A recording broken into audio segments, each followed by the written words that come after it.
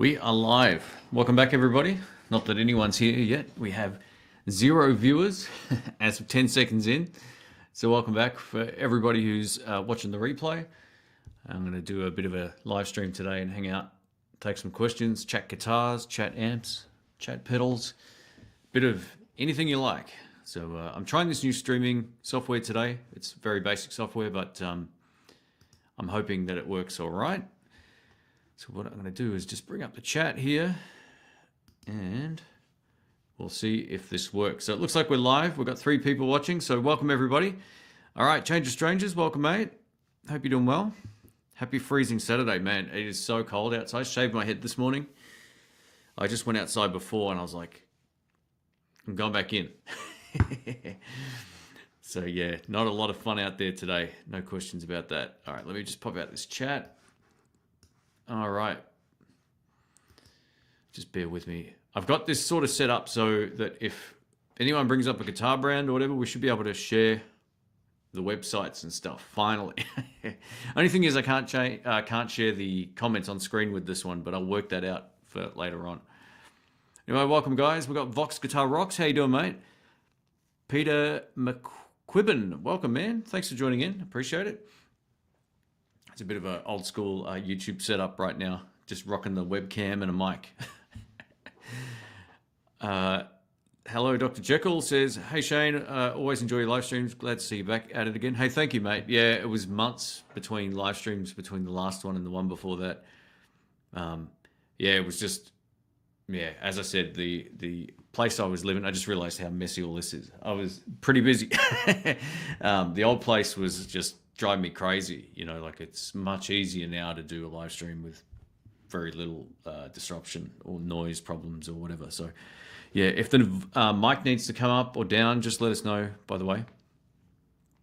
A live stream for your birthday. Hey, there you go, mate. We're not too far apart in terms of days. I had my birthday last week, or the week before, it's the 3rd. So yeah, good stuff, mate. Happy birthday. That's awesome. It's must be all the lefties were born in June. Very cool, mate. Very cool. So yeah, if anyone has any questions about anything you've seen come up on the channel or whatever, just let us know. I've got some cool news. I set up my Flying V again, finally. One of the reasons I haven't been playing that guitar a lot was, one, I didn't play for a long time and the frets ended up going a bit sort of terrible. They sort of tarnished and got moldy. So ages ago, you might remember I bought this little like fret cleaning kit thing, and if you saw that video, and I cleaned the frets and it was great. But the action has never been quite right. And I picked it up and I realized like how terribly the guitar was playing. So I looked for a Flying V setup guide basically, and I was like, oh, these are really easy to set up compared to other guitars, especially with the Tunematic bridge. You can just put an Allen key in there essentially and turn it, and it will raise and lower the height of the strings. So I did that. I took the little plastic Gibson thing off on the headstock, just tightened the neck slightly. It had a bit too much of a bow visually, just looking at it. And now it's fine. So yeah, that's kind of the guitar I'm going to take out, I think, this weekend and have a play. I'm going to change the strings on it today. Tomorrow I'm going to have a jam with it because it's been sitting around for far too long. It's actually been in the garage. I put in the garage since I moved here, and it was hardly getting used before that, but it's back. So you'll see that guitar more and more pop up on the channel. Some of us were born in September. Oh, there you go. Another lefty. Good stuff, mate. Awesome stuff. Yeah, so we're not all in June, and that clears that up. What do I use to get the Mark Knopfler tone? Just clean, man. You got to go clean. You know, Knopfler is known to use compression pedals sometimes, but when you watch him play live, when he did it, there wasn't a whole lot on the floor. So I'm not sure if he actually used any of that kind of stuff live. It's more about sort of dialing in the in-between positions on the Strat to get the sound. To me, that's those neck and middle and bridge sounds, and just set it up so there's not too much in the way of mids. It's kind of like a big warm sound. So it's at the bottom end, and just dial the top end accordingly. If you're using any sort of like multi-effects thing, it'd be a Fender Twin sound. That would be the way to go. And, you know, Knopfler's tone is, his playing approach obviously contributes to that more than any piece of gear. You know, he'll play Vox amps clean and it will sound great. So yeah, it's all in his technique and his attack, and you know, if you can kind of approximate some of that, then you'll be on your way. But yeah, just think clean and simple in terms of the tones for at least for the, you know, the classic sort of Sultans of Swing kind of thing and Lady Rider and all those kind of songs. But when it comes to the drive stuff, you can kind of approximate it if you know the licks, and just fiddle around with some different dirt pedals or different amps and all that kind of stuff. Jam says, Pro Sound says, hey Shane, how do you deal with guitars going sharp in cooler rooms? It's just the way that it is. You can't really stop that. You know, like the other night, it was so cold when we went to set up to play live, and then they put the heater on, and my friend Brian was going out of tune like every song. Then the heater was like blasting us from behind, so we're playing to the crowd, a little crowd anyway at the jam, and then we're getting smashed with the heater, and the tuning stability. It's just unfortunately one of those things that's going to be a problem. Even if the neck's really stable, the heat will expand the strings. Usually if you don't have a heater right behind you or an open fireplace or whatever, just let the guitar kind of sit in the case open for a while before you play the gig, and that should help. That's kind of like the safe way of doing it. Anytime you take a guitar into a different temperature, just let it kind of acclimatize a little bit. All right, so Shane says, I just took my King VMNT out to jam today. The case is a pain to lug around. The King VM, I don't know what that is off the top of my head, but if it's anything as big as a Flying V or a bloody Explorer, I know your pain. All right, I've got another Lefty here as well. Cool, very cool. Guy Trabeau, is that how you say it? Sorry, man. Thoughts on the Behringer Centaur? Well, I did a full video on that before basically everyone else did one. So you can go back and check that out. It's like 4 videos ago. Look, the reason they're getting sued, they basically are using a trademark. Literally on the clon pedal, it says trademark after Centaur. And because he's still producing them, even infrequently, it's enough to keep that trademark safe. So I'd be really surprised if Behringer gets away with that. There's going to be probably an out-of-court settlement. I mean, just thinking about it, kind of, what's the fastest way they could clear that? I think what's going to probably happen is all the guitarists will want one before they have to rebrand it, and it will jack up the prices of it. And I have no problems with Behringer gear inherently. Like, I use their mixers for years. I've had, I think, 3 of their mixers. I've had plenty of their microphones. I first purchased and reviewed their original line of pedals back in the day when I first started YouTube. I think one of my first videos was the Behringer TO-800. And yeah, they were great, but they were clearly not using a registered trademark, right? So that's kind of where I think most people are kind of missing the point. They think it's just a clone. It's like, no, it literally is using a registered trademark. Someone said, what if Ford's supposed to sue all the motor companies? I'm like, yo, yes, if they're using the Ford logo. But you know, that's not the case, right? So yeah, it's an interesting sort of thing. I just thought I'd put a video together of it because it was like, I saw it on Instagram the night right before I went to sleep, and I was like, the next morning I'm going to put a little video about that together. I don't usually sort of like cover news and all that kind of stuff, but it's kind of interesting to me at least because like I love clon pedals inherently, or clon clones, or like it's one of my favorite overdrives ever. I love the circuit. A lot of people misunderstand the circuit and what it does and how it sounds. They hear it on their own, or the pedal on its own, and they think, oh, this doesn't sound very good. But then you stack it into an amp at gig volume in the mix and it cuts like nobody's business. It's a great boost pedal. It's just an awesome, you know, addition to a pedal board if you're especially a live player. So yeah, that's kind of my thoughts on it. And if you just joined, by the way, guys, thanks for joining in, and apologies for not being able to put the comments on screen today. I'm trying a different piece of software. My subscription's running out for Ecamm Live, and I just think it's a little too expensive for a year's subscription. It's a couple of $100 US, and it adds up, and it's not something I use a lot. So if this works, I'll use this. And then when I hook up my sort of camera in position here for live streaming, it should look and at least look a little bit better anyway coming up. But thanks for joining in. Thanks for all the support, everybody, as well, on the reviews and videos and stuff. Hey, Pork Chop, how are you, man? He says, I'll go back up the chat. The chat just went like the old days. I'm in the US and really interested. Oh, sorry. Hey, Shane, how are you settling into the new place? It's great. This place is awesome. I'm so much further ahead of my queue than I've been in 2 years. So I got videos into July already scheduled. And for me, that's been unheard of at the last house. So yeah, this place is awesome. Sorry, where was the artist guitars question? Join her army says, I'm in the US, really interested in getting artist guitars. Do you know if they ship to the US? So they're just shutting down their American shop.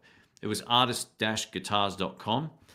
Let's see if it's still up, because I know I got an email about it because they were having trouble. Yeah, it is. So hang on, let's see if this works. All right, first time trying this. So there it is, artist-guitars.com. And yeah, that's the website there. So you can check that out. Basically, I think the tariffs thing or whatever was basically part of the reason why this is closing down. So yeah, I'm not sure if that's a thing still or not over there. I'm sort of a bit out of touch with the news, but yeah, that's the only way you'll get them is that way. They don't ship directly from Australia. You know what? I would almost look into some sort of mail redirection service thing. We've got one of those. Like if we were to buy something in the US, it goes via a place in Sarasota and they can ship it. You pay for that service, obviously, when you use it, but there might be services like that you can use as well. It's just that you'll need to, yeah, look into how all of that works from here to there. All right. This is an interesting question. Is it item 7? is that it? Hey, Shane, moving back from EU to the US and won't be able to bring back my gear. Got to sell it. If you had to start all over again, what would you get first? Wow. All right. It's a bit of a tough question. I would probably say focus more on the amps. The guitar thing is sort of weird, man. I kind of feel like it's great having nice guitars, but you can get a nice guitar for way less money now than you used to be able to. Like I could play any of my guitars and I'd be happy with it, like live or in the studio here. You know, it really depends on what kind of instruments you like and what brands and what you play and music and all that kind of stuff. But shop used. You know, people can't give stuff away at the moment. You'll really clean up doing that. And in the US too, mate. Go to bloody what's that place called? Like Music Go Around. You get decked out in there for $500 with a great setup. So yeah, I would just say focus on, like, it depends if you're a live player or not, as well as or studio guy. But I'll tell you what, I had a video of this coming up. I'm not just plugging it. This GP5 from Valeton. This might be product of the year for me. This is so good. If you're like a home studio guy and you want epic tones, this thing's pretty hard to beat. So there's ways you can get great tones that are affordable, whether you're recording or playing live. It's crazy how easy it is now. But I would, if I moved to the US, I'd go to somewhere like Music Go Around, because the stuff in there almost looks new. People don't play stuff. It's crazy, and you can get a good deal. And yeah, that's probably what I would do personally. And I love like higher end guitars too. Obviously, I've got a few that would be considered relatively high end, not super crazy high end or anything like that. And I love those guitars. But I would say this: if you are fussy and you've already had a really nice guitar, just get the one you would play the most. Forget all those other ones that you'll end up buying and the one above it in 3 to 6 months or a year away. Just focus on the things that you love. So if you say you want a Fender Strat, get the one that you want rather than buying a Squire and Made in Mexico one and then getting the US one, if that's, you know, the upgrade path in quotation. So I would think a little bit about that. You know, people waste a lot of money getting something that's less expensive only to spend more money on the one that they want later. And then you kind of get burned. So yeah, you know what I do sometimes with stuff? I have a spreadsheet why did I sell this? Put some stuff in there. And that can help you decide as well. It's sort of a cheesy way of doing it, but it kind of works. I hope your move goes well, mate. That's great. Gary says, hey, Shane, love your reviews and your playing even more, brother. Hey, thanks, man. I appreciate that. You make everything sound great. Well, I don't know about that, but I try my best. I think I'm like starting to kind of trust my first instincts a little bit more with my playing. It's something that sometimes if you're overthinking it, you tend to get stuck. Even if I've only got the same idea to play another time now, I'm taking that as my best idea. And I think some of that's coming out in my playing. It's a lot looser, and I've stopped sort of caring about I'm just focused on the moment rather than caring about the end result, if that makes sense. It kind of puts you in a good place musically. So yeah, anyone who feels a bit stuck, just try and trust your gut if you're improvising or, you know, doing your thing. So, hey, thank you again, mate. I appreciate that. All right, let's go down here. Hi, Shane. I lived in Melbourne for 4 years. I miss it sometimes, especially the music scene. Regards from Mexico. Oh, awesome stuff, mate.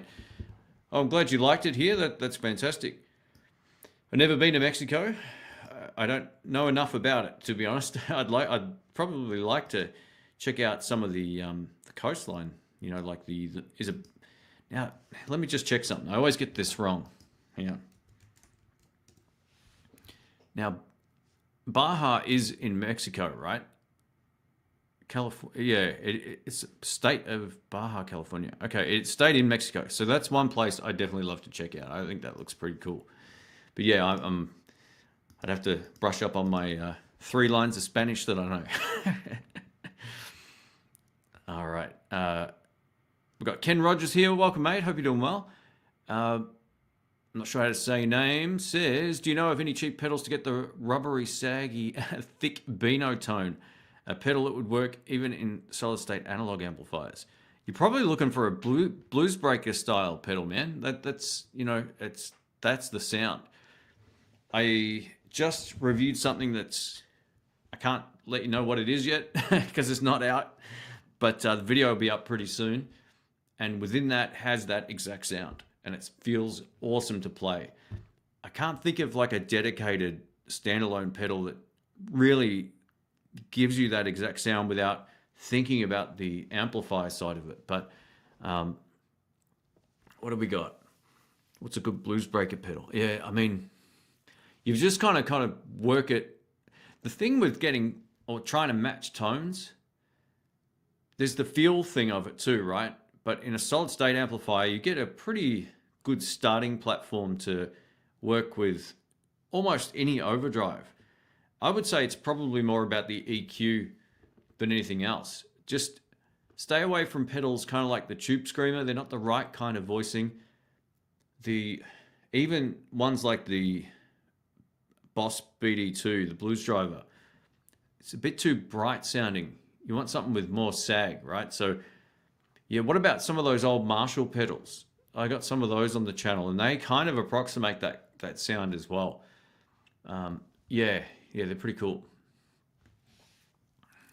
Yeah, I can't really think, right? Like, I can't give you an exact thing. There's a couple of sort of digital modeling things that can really nail that sound, but yeah, with very little effort. Doesn't matter what you're plugged into, but I can't think of like a standalone pedal that really nails it off the top of my head right now. Sorry, mate. Already have a Royal Flush, thanks to Shane. It'll be making the trip back home. Awesome, mate. That's fantastic. Those pedals are so good. Still my favorite. Look, can you see down there? There it is. I put the old one back on for this weekend. So, yeah, I'm going to give that a shot with these Blues Juniors and see how they sound. Yeah, ship. Oh, here we go. So Dougal Dog says, yeah, I use ship it to, it's called, a US mail forwarder, at least for small items. Watches less expensive, eBay global shipping. There you go. So that's great. Thanks for the heads up. Those things are really cool, man. Like if you can, yeah, if you find something you love, you can have it sent forward. It's awesome. Hey, we've got Eddie Holmes here. Thanks, mate. Thanks for being a member for so long too. I appreciate it. You're awesome. Thank you. It's his wife's birthday today, so happy birthday to Eddie's wife. as I burp into the microphone. Sorry, mate. I've never been to Baja, but I hear good things. The Fender factory's up there in Essen. Yeah, Essenda. Essen. How do you say that? Ensan. I suck. I can't even pronounce that. I know I've heard it a million times. I can't say it today. All right. Alex says, hi, Shane. I use your presets on my Ampero stomp. They're great. Can you take us through how you start setting a patch on a modeler? Hey, thanks for that. I usually use the same kind of system for everything. It starts with the sound I'm going for, right? I know what I want in my head. So that really helps. And I use studio monitors here too. So it gives me a very familiar sound. I don't have to rely on headphones or not that headphones are bad, but just for coming up with stuff. I listen to everything through these studio monitors. The mix downs I do for YouTube, I produce music on these studio monitors. I know them pretty well. And anytime I plug in any sort of multi-effects thing, or I know exactly what I'm getting back is pretty close to accurate. And then when I edit on a separate computer. So I get to hear separate sound, separate, speaker example of what I've done. So that's kind of like my twofold approach. But usually I go for the tone I like, clean, and then I know exactly how to build that up from just experience with lots of different pedals and amps and all that kind of thing. The way I treat my pedal board is how I treat any sort of multi-effects processor pedal or whatever. So I'll start clean, I'll put an overdrive on, I'll put a second gain stage if I have that ability to do so, or I'll make a separate patch with more gain. I like my delays to only repeat no more than about 3.5 times.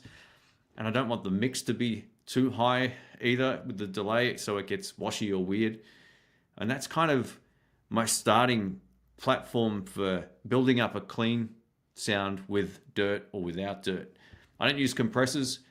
I don't think you really need them unless you're recording. It's not really something that, for me, I use ever. It just sort of brings up your noise floor and gets rid of your dynamics. So I don't really use a lot of compressors for what I do. So I don't really think about that too much unless I would just want a dead clean sound. Reverbs are the same. I need it to linger around for a while without it being too prominent. And it gives me something to sort of feed off when I play. And these are kind of things I think about. So I've already got all of that in my head. And if I'm thinking about like a drive tone, I've got all the things from my Marshall DSL-40 in my head mixed with the PV Bandit. So I'm kind of thinking, okay, how do I approximate that same sound? And that's it. That's sort of how I think about it. It's just it comes from experience and knowing lots of amps and dialing in tone and all that kind of stuff for years.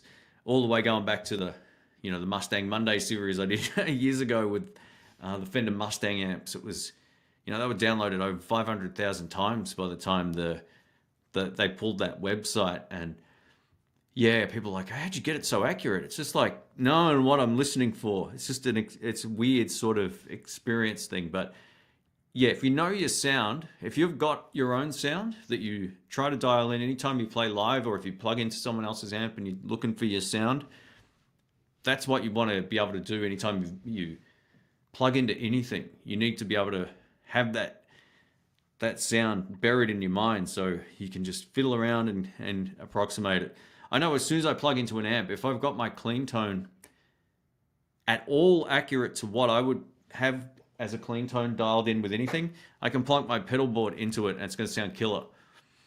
Doesn't matter what it is. And that's not boasting. It's just like start with that clean platform and you're laughing. So I take the same kind of approach with, any of these digital multi-effects processor pedals as well. It doesn't matter what it is. But I'm glad you're liking the patches, mate. That's awesome. Hey, we've got Boca Bishudo. How are you, man? I just saw you on Peter Gregg's live stream before. That's awesome. All right. Hairy Dude says, hey, Shane, do you know any good jam nights in Melbourne? Thinking of going to some. I can't seem to find any. Lots of open mic nights. There's plenty of blues jams on, mate. Type in Blues Jams Melbourne on Facebook, or I'm not on Facebook, but if you're on any of those sort of social media sites, and you'll find them. the blues jams almost every night of the week somewhere here. So Sundays they've got one at the Lyrebird Lounge. Thursdays there's one in like Thornbury. Wednesday, every other week I think it is, there's one in the Oak Tree Tavern. I think there's another blues jam on a Thursday night now as well. So yeah, you can find them, man. They're all over the place. Just don't search for open mic. That's going to be a whole separate thing. There's probably less of those now than there were. They just get a little too eclectic. Tan May says, hi, what do you think is a great sounding multi-effects processor under $150 to $200? The Flamma FG200. FG200. I'll just type it in. Check it out. I reviewed it. It sounds great. I've actually got 2 more videos of that coming up that I just want to shoot. One without all the cab and amp sims going into the front end of my amp, and it sounds pretty cool. Hey, we've got Steve from Boston here as well, mate. How you doing, man? Haven't seen you for ages. I haven't been live streaming, and I don't have international texting for some reason on my phone. Like the world's cheapest phone plan.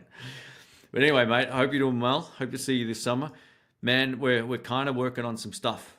I'm not exactly sure when, but yeah, I'm just, now that all this, I moved recently and all that kind of stuff, and now that that's all settled and done, might be time to do something fun.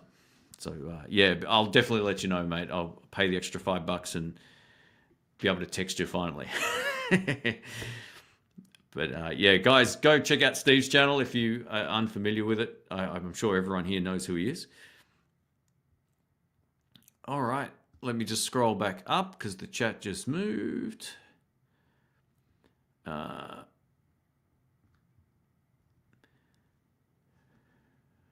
Oh no, sorry guys, the chat has just flown up the thing. If I've missed your question, just add in the blues me. I'll be able to see it again. Sorry, I don't mean to skip over stuff, but sometimes the chat moves and then I don't catch up with it fast enough. I get rambling. All right, let me go down here. Oh, here we go. Wondering if you feel YouTube is getting harder and harder to make traction. It's like the algorithm is against us unless we're involved in controversy. I just think people are getting bored of the same stuff. You know, this is one of the big reasons I kind of tuned out from most of the channels. You know, Steve's one of the exceptions, Tone King's one of the exceptions, and a few of the OG guys. I've just sort of tuned out myself, and I think a lot of the audience is tuning out too. Everyone doing the same thing. You know, I used to sort of not mentor some smaller channels, but they've all turned into like clones of other channels, and there's just no originality. There's also like a lack of there's a lack of personality or something going on with it as well. I'm pulling the production back on my videos now because I'm like, it just doesn't need to be. It's sort of like lost its soul, and it's just, yeah, it's turned into this. There's just not enough people playing music. I know it sounds crazy. It's like the guitar niche, right? But the reason I'm sharing live clips with people now is to get people involved in actually playing music. You know, the stuff is fun and I love testing out the fun. But I feel like the niche itself, unless you're looking for a lesson, yeah, it's pretty soulless, man. There's dudes that can barely play making videos about gear. And it's like, dude, it's a horrible sound. Like, you know, and that's not to belittle anyone in particular. It's just there's more of that. And there's also more content now making it harder to be found.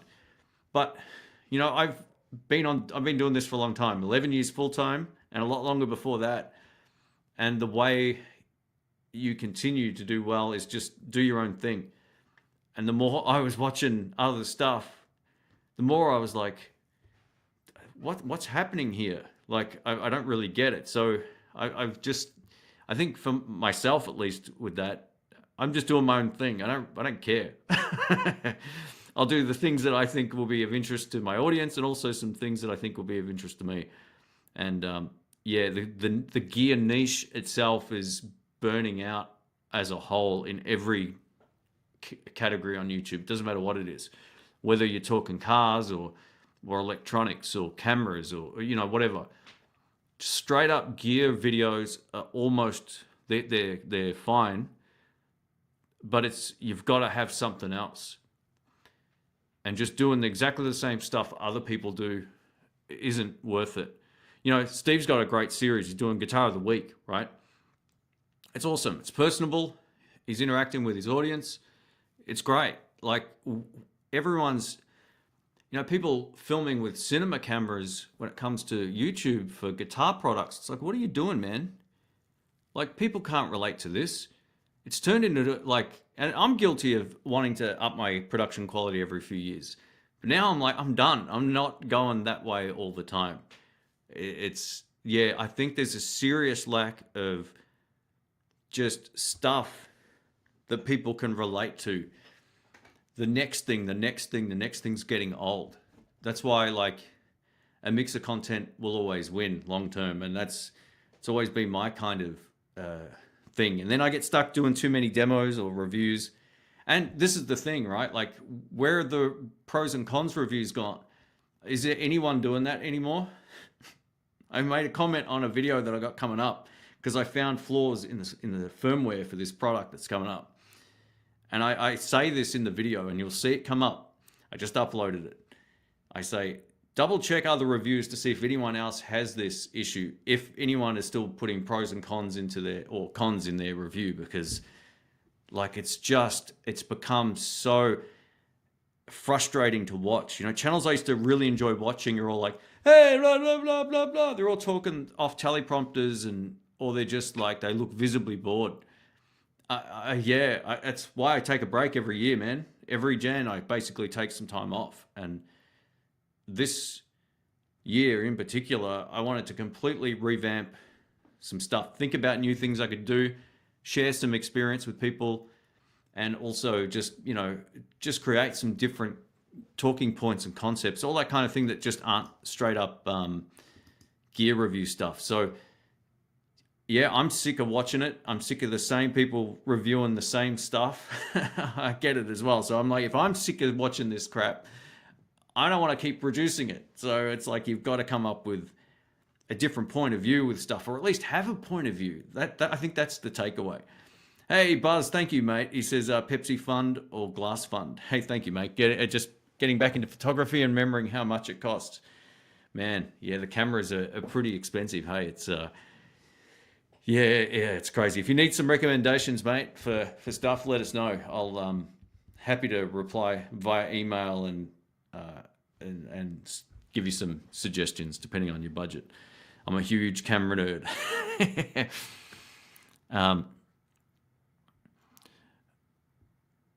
Great channel. We love your reviews and appreciate the left-handed guitars you demo. My son is left-handed. Do you think the options for left-handed players, especially basses, are so hard to find? They're a lot easier now than they were. I think budget gear can be, well, it depends actually. I was going to say budget gear can be easier to find, but not always. Depends on the shop. But depending on where you are in the world too, you can generally find lefties now. It's not as big of a problem as it used to be.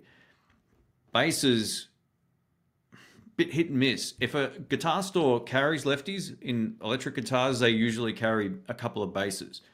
And I haven't seen any shops that don't do that. Even if I go to like a guitar center overseas, it's just a generic sort of shop, there's a few lefties. There'll be usually a lefty bass somewhere as well. But if you want more options, you kind of got to spend a bit of time looking to see which stores actually offer that. I'm lucky where I am. Sky Music's got like 40 left-handed guitars with basses and probably 30 acoustic guitars, which is one thing I was going to ask. Let us know if you want to see more acoustic stuff. I haven't done acoustic stuff for years because of the process of recording and the noise with the traffic and all that kind of stuff. So if you're interested in some more acoustic stuff, I can borrow them coming up. And Buzz, thank you again, mate. I appreciate your support. You're a rock star. I think we need more Tube Screamer reviews. Yeah, that's the thing. Like I was watching, who was it the other day I was watching? It might have been, it was Brad, you know, the guitarologist. He was talking about like, how many more like Fender twin reverb modification videos do we need, right? I was like, yeah, it feels just exactly the same. It's like in every sub niche of guitar, there's a flood of stuff that there's just like, I see the same channels doing the same. Yeah, it is what it is. There's lots and lots of stuff. And it's hard to be unique when there's 1,000, 2,000 guitar channels, you know. I was just lucky, like myself and some of the other guys that are in here have been around for ages. So we kind of, I think Steve was like the innovator almost of the playing guitar in the live stream space. I don't know anyone who was doing that before him, and it sounded as good as it did and all that kind of stuff. So yeah, you've kind of just got to keep your channel moving, come up with something a little bit different that you enjoy. Yeah, when someone has learned how to fake sincerity, they've sold their integrity. Yeah, and there's this weird sort of trap that happens with YouTube, man. Like, the bigger the channel gets, the more concerned you are with how people perceive you. You know, it's just human nature, right? Like, you can see that there's channels out there who are much bigger than mine. They're visibly nervous on camera.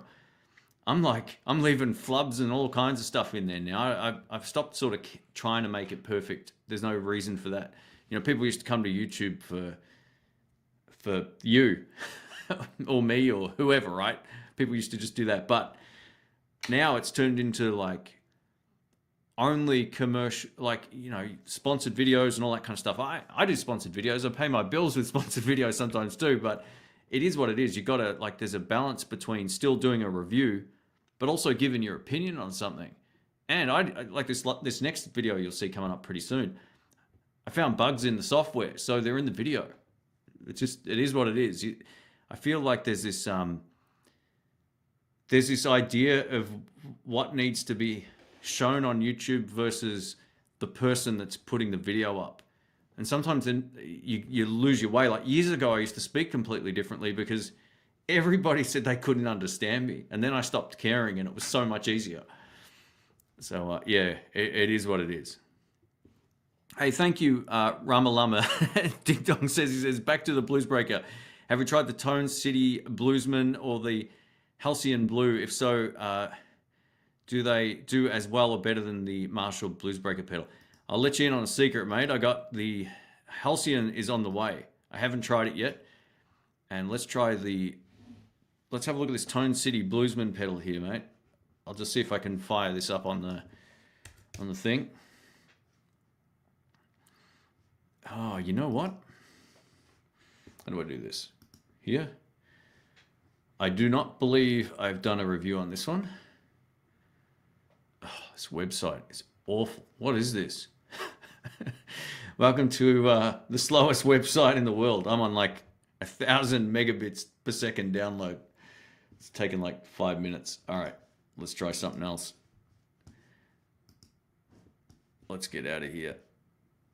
No, I don't think I have, mate. Let's just try this. Oh, man.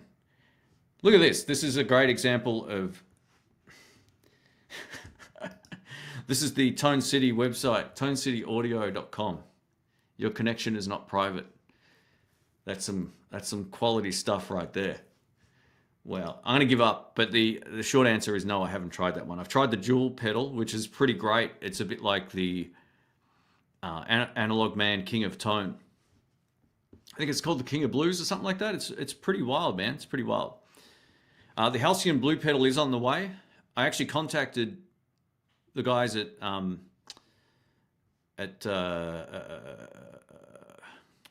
man, having a mental block. But anyway, I've got their clon still.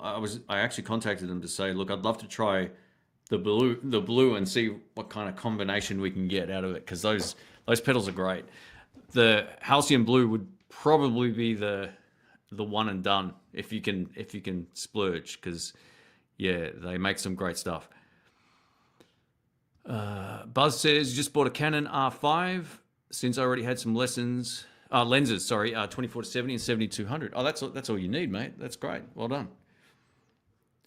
Way too many paid reviews, etc. Might be right about some old stuff from everyone. I get tired. I can't understand what others do too. Yeah, it's just like, I don't know, man. I tuned out once it sort of got to a point where, like, I felt like people were more concerned with how they were perceived rather than the content being useful for someone. I just started tuning out from all those channels. I just went, see ya, next, just cleared them all out.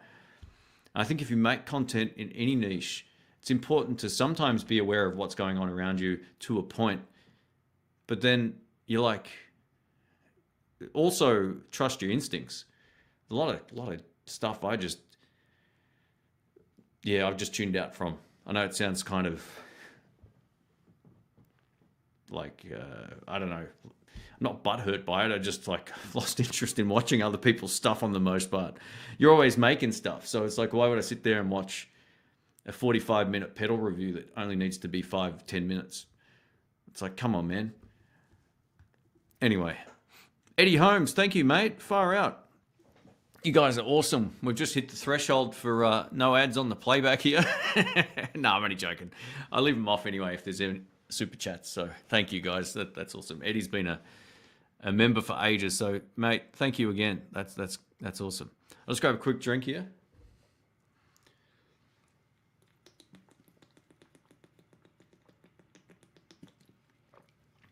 Some good questions here today. Thank you.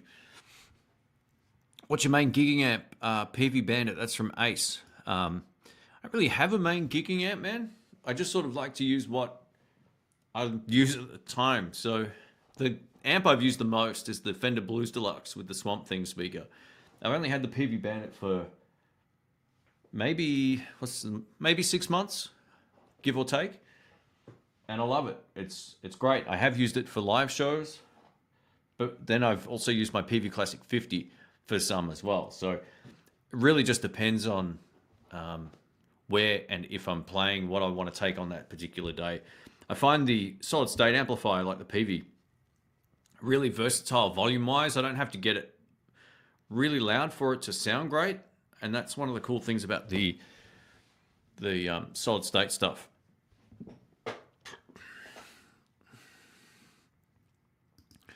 Rob also mentioned the loss of the OG YouTube guitar space spirit to an extent. Yeah, there's just a lot of I mean,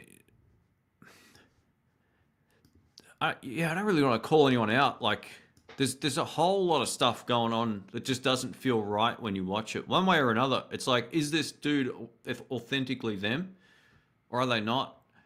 It's usually, your instincts are usually right. And I think a lot of people who have been doing this a long time have had enough. Like, it does get hard to get out there. I usually find what works for me is just being consistent. And I was pretty inconsistent for the last 12 months because I made the excuse of not having an easy enough workspace. I can do 3 videos in a day, whereas before I could do 1 over 2 days. That's how annoying my old house was. It sucked. So, yeah, I think a lot of people are just sort of, they see through a lot of the content, and people are also very sick of the clickbait stuff as well, the titles, and having to do all of that, because if you don't do all of that, you don't get seen. But I'm okay with that. I don't really care. It doesn't really matter too much anymore for me. I just do my thing. It is what it is. What would you recommend as a level of guitar player to attend a blues jam? Is there a list of blues jams around Victoria? Hey, thank you, Matt. I don't know if there's a list anywhere. Just type in blues jam Melbourne and just see what comes up into Google. There's plenty of them. They promote them all over the place. If you're on social media, you'll find just do a search as well. I don't use Facebook. I haven't been on there for 5 years, but Facebook, Instagram, you'll find things in your area, and we were just talking about that earlier. So there's a whole bunch of them on. You can almost find a jam of some description any night of the week in Melbourne. Just sort of depends on where you are. But in terms of what level do you need to be at, you just need to be able to know the 12-bar formula, and you need to be aware of your volume control. So the things I would think about, I actually want to do a video about this, but just stay out of the way of the singer. Don't be playing licks over the singer. Don't be playing, licks over the other person's solo. And if you're not playing your solo, turn your volume control down. If you understand the formula of major and minor blues, then you're good to go. And if you don't solo yet, you can still go. Just learn some rhythm parts and just say, I just want to play rhythm guitar. And then you'll be fine. I started like that, so how would you rank your favorite camera brands? Man, I tell you what, the cameras are a lot like guitars. You can spend as much money as you want. At the end of the day, if you know what you're doing, you'll get great results no matter what. But I'm a big Lumix fan. Like, I've been using their stuff for years. I've been using Sony cameras for a long time, but Lumix are like my favorite stuff. I actually went over to Texas for a camera release recently with them for my other channel. And yeah, I've just been using their stuff for many, many years. Like, pretty much after I saw Steve from Boston upgrade to the Lumix G85, that was when I went headfirst into Lumix land. Actually, it was a bit... I was also using like an all-in-one Lumix camera before that, but those G85s were the start of the better production quality on the channel, and then it's a never-ending black hole. But I tell you what, man, the brands doesn't really matter. I think for me personally, it's about not overheating, and I don't want the cameras shutting off, and I also want to be able to record for as long as I want. And Lumix are great for that, and they're also great for handheld work as well.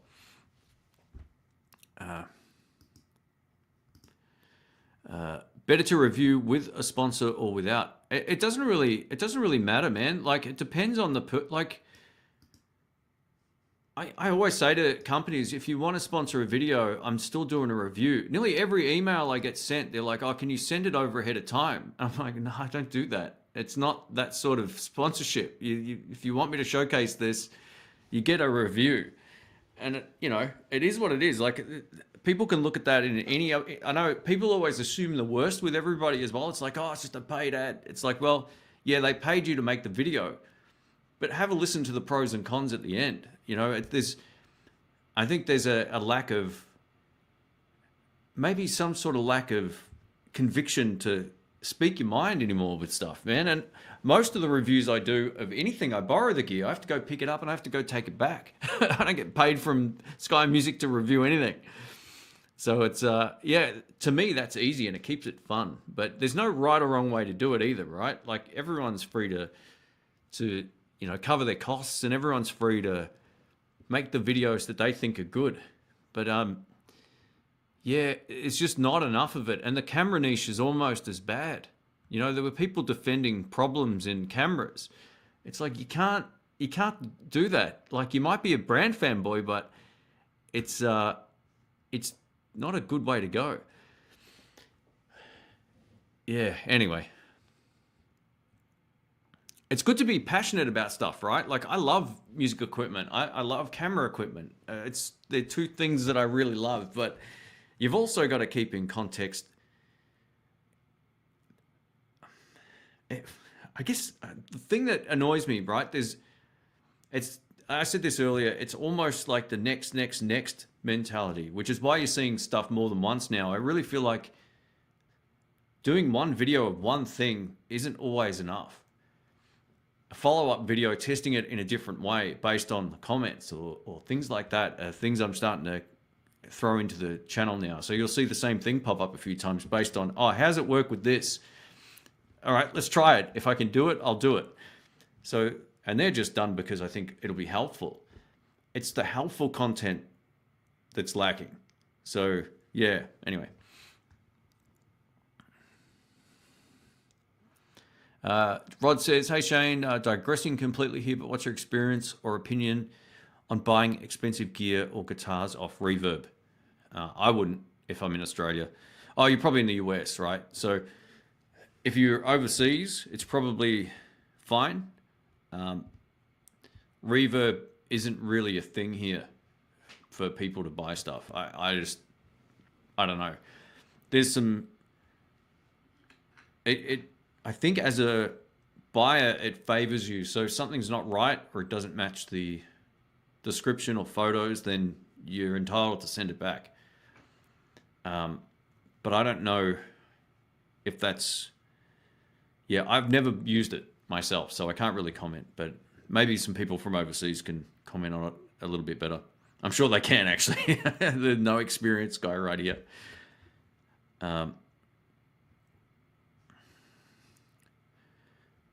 What happened to Dr. Rick? He seems like he hasn't been on the channel in a long time. Yeah, we did some stuff a little while back, but the videos obviously didn't get pushed out. But I got him coming up again, so stay tuned. I was speaking to him yesterday. It's just that just hasn't worked out over the last sort of several months now, so we'll get him back on. Don't worry about it. Hey, thanks, Nick. Cheers, man. All right, Buzz says, ironically, there aren't too many blues jams in Texas from Dallas to Austin. Really? Far out. There were back in the day, man. I actually got to play over there back in the first trip that I had over there. It was awesome. I had some of that on video, and then I think the hard drive all that stuff was on was lost. I was spewing because one of the sets was pretty cool. But yeah, man, you got to get out to the jams, guys. If you're bored playing at home, you're not feeling it, go play live. It's a completely different sort of inspiration, or it's challenging in a good way. You'll want to learn more. There's always someone who can outplay everybody. It's kind of motivating. Still on a G85, still got 3 in service with fast priming lenses. That's great, Steve. That's awesome, man. That's yeah, they're such great cameras. And that's, I got trapped into the whole, oh, this one does this, so I got a couple of GH5s, and then they released the GH5S, and I got a couple of GH5Ss and sold them off and got the full frame ones, and now I've got 4 of these, which I paid for, by the way. I traded in a whole bunch of original S5s and got S5 Mark IIs.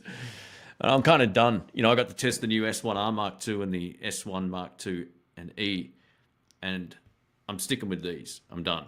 It's crazy.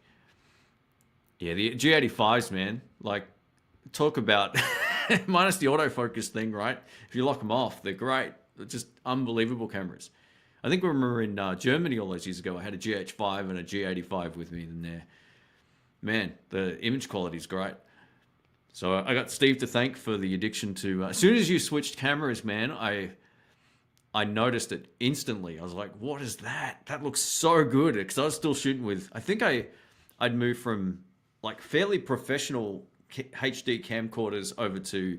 They were like Canon AX somethings, over to like 4K Sony cameras. And then I also had one Lumix, like all-in-one zoom thing. I can't remember the model number, but yeah, man, that G85 just stood out as like epic. It's such a great camera, and it's awesome. So I've had lots of them trying to tell me what to say in a video, but I've never done it. Always my one thoughts, or I'm not doing it. Always my one thoughts. My own, maybe that's meant to say. Okay, cool. Oh, yeah, in relation to the... Man, it's just crazy. It's like, you want to work with me? Send it out. That's it. It's the only input you get. It'd be interesting to show these emails at some point, because it's like, not doing that. Yeah. Where was the... Deja says, your guitar store tours are always cinematic and have a nice flow. Sweet camera work. Hey, thank you, mate.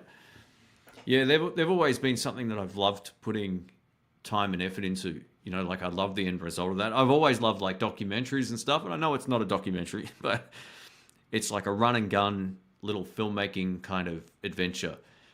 The next one that I've got in editing, it's still about 75% finished. I'm doing some like vlogging stuff and some sort of handheld stuff from behind the camera as well. So it's cool.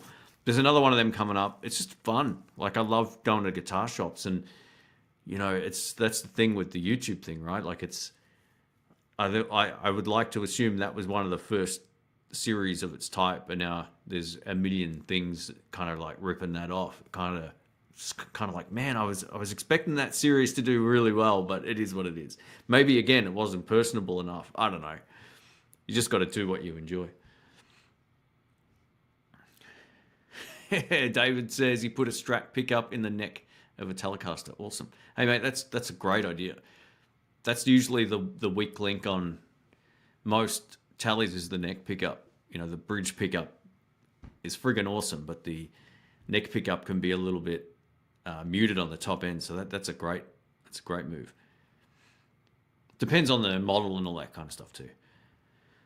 Shane says, bought and sold on Reverb, probably run into a problem once every 10 transactions. Okay, far out.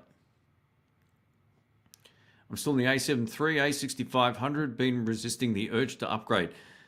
Man, yeah, with cameras, it's kind of like, you just got to, they have to tick a box that the current ones aren't ticking. And for me, I prioritized autofocus for a while, which is why I went to Sony for a bit.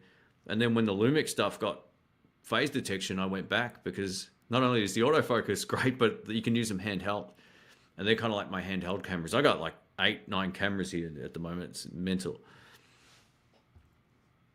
What's your view on AI generated music channel? I've tried, I don't know what that means. A little writing the lyrics, was surprised how good the results can be. Yeah, look, you mentioned the copyright issue thing. Depends how it's generated and what it's pulling and all that kind of stuff. But yeah, I don't really have anything necessarily against it. It's just that if it's if it's got a training model of actual artists in that niche and they're ripping melodies and all that kind of stuff, that's where the problems are. But if it's actually doing something that isn't like infringing on somebody's intellectual property or whatever it's called for music, then yeah, I don't really have a problem with it. I think some of these tools are actually pretty good.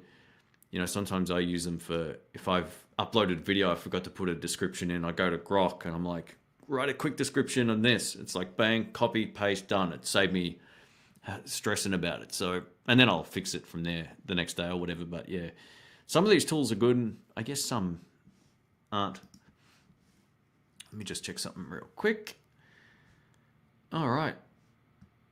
How long are we going here? 56 minutes. We might go for another 4 minutes or so. I just wanted to quickly jump on again while I was sitting around, not wanting to go outside so my head doesn't freeze. But yeah, anyway, as always, thanks everybody for, supporting my stuff. You're going to see the channel sort of skew a little bit more into the old days from time to time. And yeah, I see that things have changed enough for me to want to change. And I've always tried to do my own thing on YouTube, but there is this expectation of self-imposed, production quality and all this kind of crap. I'm just sick of it. So you're going to see good quality videos still, but just stripped back. I shot a couple of videos over the last few days using basically one camera on me, one on the thing, and that's it. And it's like, oh yeah, I forgot how easy that was. So yeah, I'm just going to mix things up, and hopefully it's still watchable to some extent. Another large guitar retailer in the UK closed, PMT.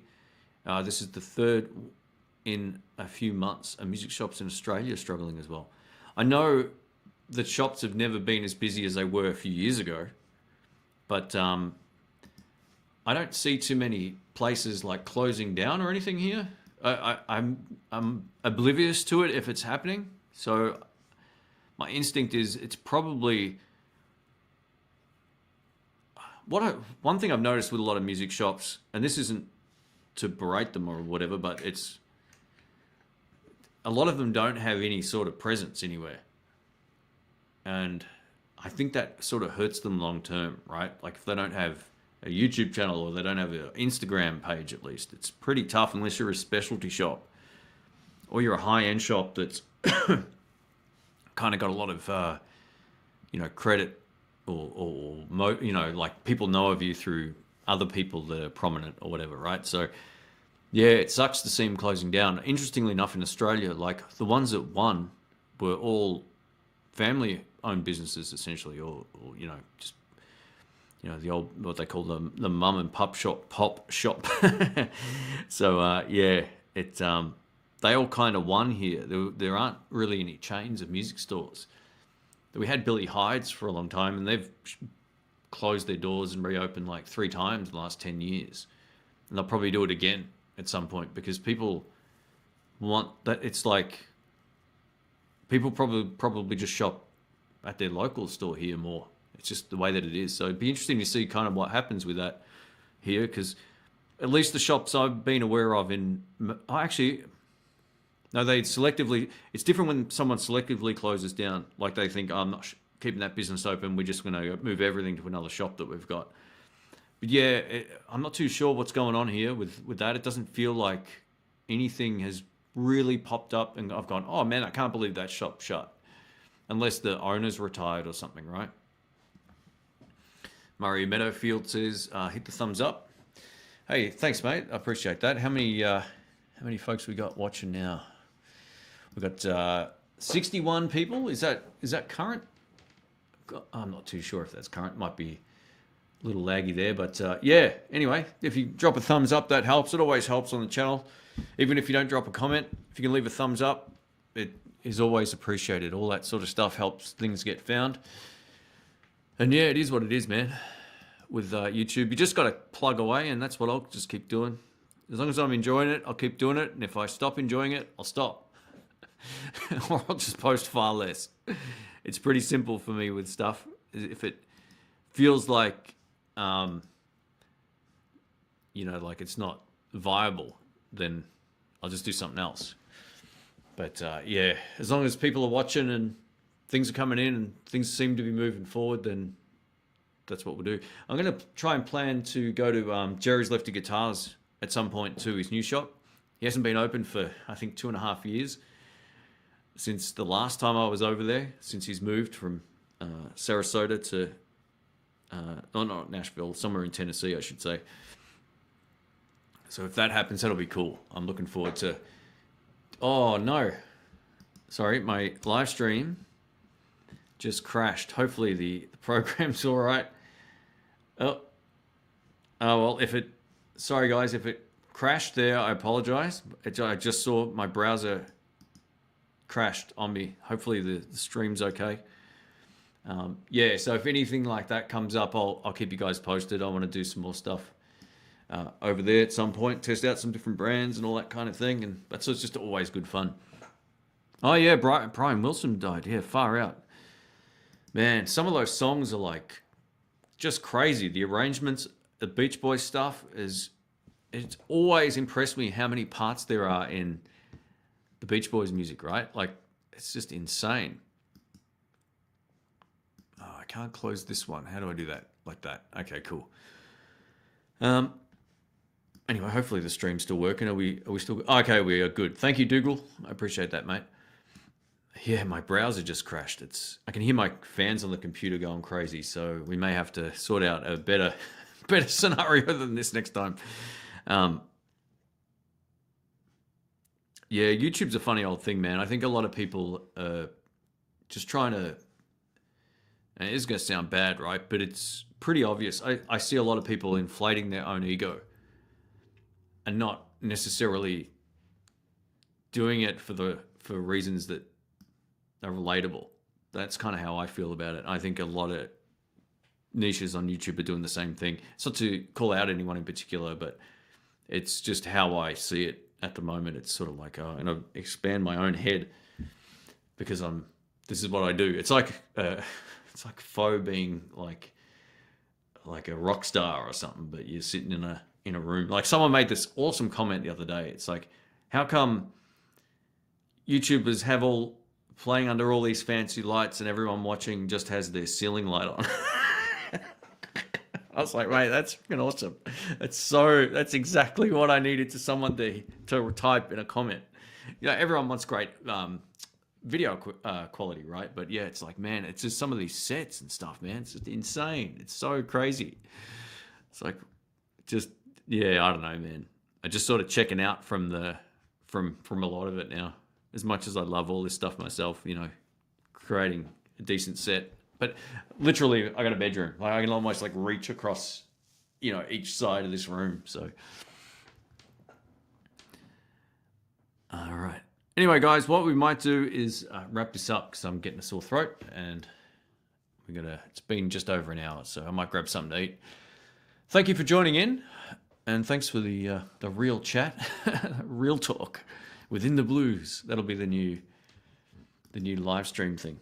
But anyway, yeah, it just got me thinking, you know, about the whole thing the other day when I was watching some live streams and stuff, and I thought, yeah, kind of checking out a little bit from a lot of the stuff going on. And a lot of the time too, like, I'm in a different time zone, so I missed a lot of live streams when the time was an hour later. It was easier to catch a lot of them, like some of the you know, the American guys, the Canadian guys who live stream and all that. it's either too early or too late for me to stay up now. So I'm not as active in the live streams. But yeah, it'd be interesting just to see what you guys think about how the guitar niches sort of evolved over the years and arguably devolved when it comes to a lot of the stuff that I used to, the channels I used to enjoy watching and I supported, I've kind of tuned out from. Just, it's kind of soulless now. It's a real shame, with the exception, obviously, of Steve and a few of these other guys I was talking about. But if Steve wasn't here, we'd be bad-mouthing him, right? No, I'm joking. There's a bit of that thing too. There's these weird sort of like YouTube click things that go on. I just don't really care for it either. It's sort of like, I don't know. It just doesn't bother me. I don't want to be seen with this dude or that dude. I don't care. It's either you're a good dude or you're not. All right, guys. Thank you again. I hope you're doing well. Have a great rest of the weekend. It's Saturday afternoon here, 4 o'clock, just after 4 o'clock. And yeah, that's it. I got plenty of videos coming up. All kinds of stuff. Tomorrow, if all goes well, I'll be filming the live show that we're doing. It's going to be fun. Yeah, Rick will be back, Ben will be back, and things are going to start changing up a little bit. You're going to see some different camera view angles in the room here and just having a bit more fun. So, all right, guys, take care. Thank you